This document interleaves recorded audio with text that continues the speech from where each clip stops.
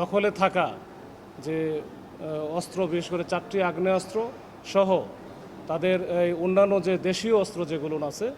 পটিয়ার দুর্গম পাহাড়ি এলাকায় বিশেষ অভিযান চালিয়ে 2 সশস্ত্র সন্ত্রাসীকে গ্রেফতার করেছে পুলিশ।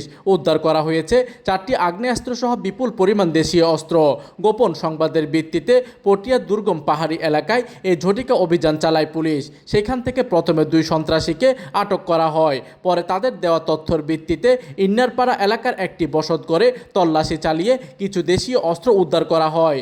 এরপর তাদের দেওয়া তথ্য ছাতিভাঙ্গা এলাকার একটি গাছ বাগানে তল্লাশি চালিয়ে লুকিয়ে রাখা 2টি একনলা বন্দুক ও 2টি দেশীয় তৈরি এলজি উদ্ধার করে অভিযান পরিচালনাকারী দল।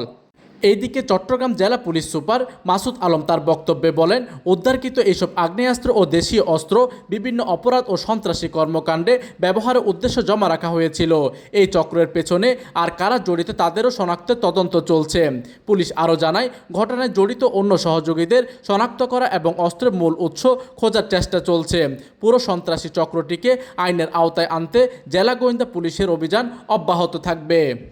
প্রতিনিধির তথ্য ও পাঠানো চিত্রে ডেস্ক নিউজ, দিগন্তের বার্তা 24, চট্টগ্রাম।